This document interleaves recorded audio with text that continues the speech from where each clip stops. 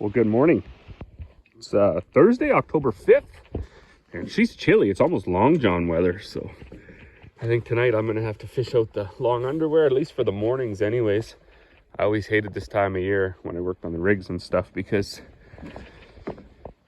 you dress up and it was cold in the morning, so you throw your long underwear on and big coat and everything, and by the time you got to work and started working, you were sweating, and by the afternoon it was 20 degrees again, so hard to manage. We did get a good shot on that canola yesterday. I'm not sure how much I got, maybe half of it, and it was yielding surprisingly well for, you know, kind of the way it came up and as awful as it did look. We did run into a parts issue. The unloader belts on that 9610, they blew apart, so it's half full of canola and needs new belts. So Mother is in town right now picking up the belts. I'm going to get going here. I got to move these bags out of the way so I can bring Carl in and unload them. He's right full of canola that needs to be dried, and then I'll get the dryer going. I was also looking at my kicks, and I think if we get the canola, I'm gonna get a new pair of shoes. So should be something in the budget for a new pair of boots. Fire up this telehandler, see if it even starts, and then get going here. So I just went 2 for 2 with starting things. So I mean that's awesome. And we would be 3 for 3 because Dad started that 9610 and drove it over by the shop so we could take the guards off to put the belts on. So we're really 3 for 3 this morning. Gotta fire up this 3394. We gotta fire up old motor mount, that cock shed over there. So can we go 5 for 5? Well, look at this, the steam or whatever you want to call rising off of that. That's all moisture leaving that canola. It was about 13, that load. So it's gonna take a couple hours to dry. Dad's still working away, putting these unloading belts back on this 9610. I didn't quite get Carl unloaded. There's a little bit left in this hopper. The back trailers are empty. So we're gonna take him back out to the field. That brown truck is unloaded. So between that brown truck, the Super Bs, and what the combines themselves hold, we possibly could finish that canola today and you know, get things switched over, set over, and maybe make a few rounds on that pea and canola mix. It was interesting, I was reading this morning, somebody mentioned that their soybeans in the States or whatever were like 7% moisture, which apparently is way too dry. I don't even know what beans are dry at. I would assume maybe around 12 or something, 13, just like peas. Or peas might be 15, I don't know, I can't remember.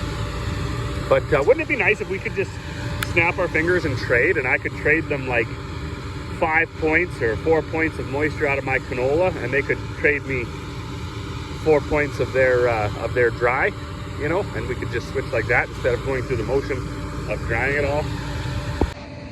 And that individual was actually, what his post was about, was wondering if he should turn his irrigation pivots on to like rehydrate the soybeans. So instead of us all going through the work and me having to dry and him have to turn on his pivots, because, you know, it's silly to say, but it'd be neat. It'd be neat if we could just switch. Dad is still working away over on that 9610 there, putting the unloader belts back on, that blew apart. We have a bigger issue than just belts.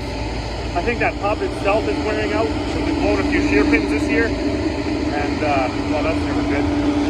So that's going to be an after harvest repair. We've got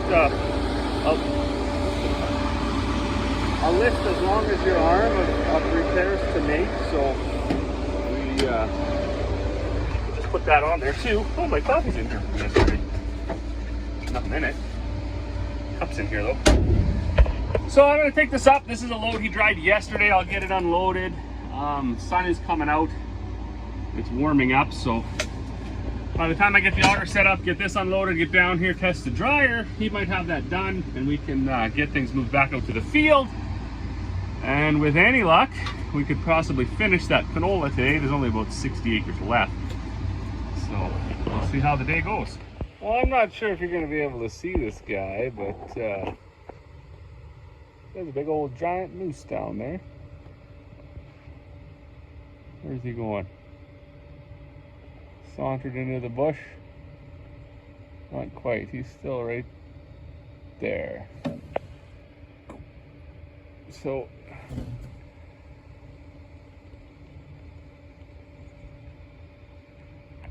we should drive down there. These things don't zoom in all that well. But he's right along the bush. Way down there. Just doing moose things, I guess. Oh, look at that. I was wondering how far they'd made it. So over there,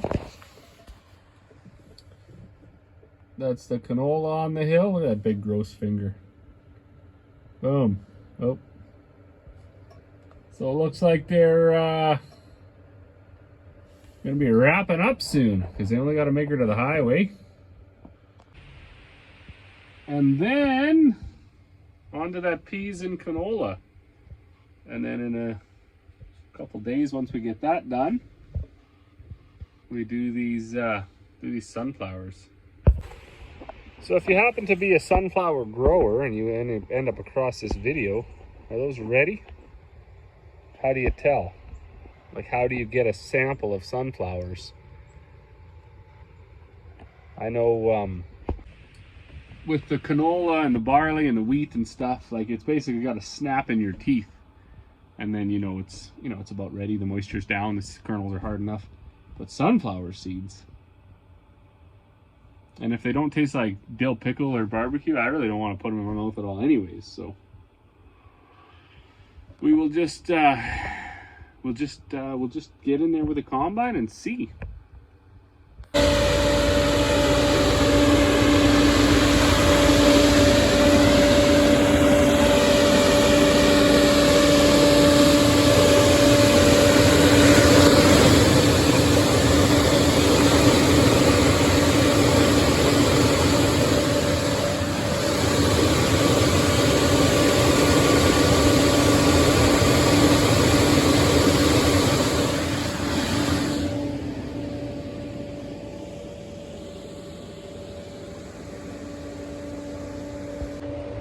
By the looks of that dryer, some of that canola was a little spicy.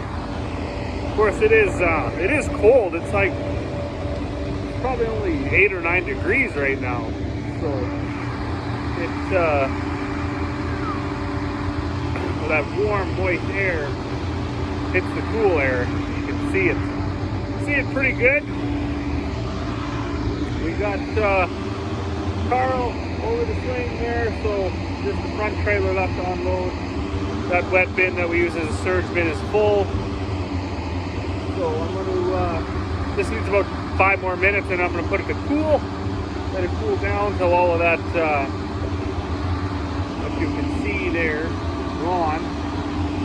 And we'll just leave it in the dryer overnight. It can finish cooling that way. Unload it in the morning. They did go and get a tandem truck load of that peas and canola. Peas tested 14.9, canola in the peas tested about 9.4. So they're both dry. Tomorrow they should get a pretty good shot at that quarter. It's a very, very poor crop. I doubt it's even going to make 20. So we'll just see how it goes, I guess. And then if it all comes dry and we get our super bees full, then we'll set up that separator and we'll separate it out. And because we're kind of out of bin space at the moment, so what we have is some a bin of canola from a couple years ago that I was using to make feed with. So we can put the canola on top of that, and we got a bin that's 3/4 full of peas from last year as well, so we can put the peas that are in the peas and canola on top of that. But we got to get them separated first, and then we got our sunflowers. So that's going to be it for me tonight. As always, thanks for watching, and we will see you all on the next one.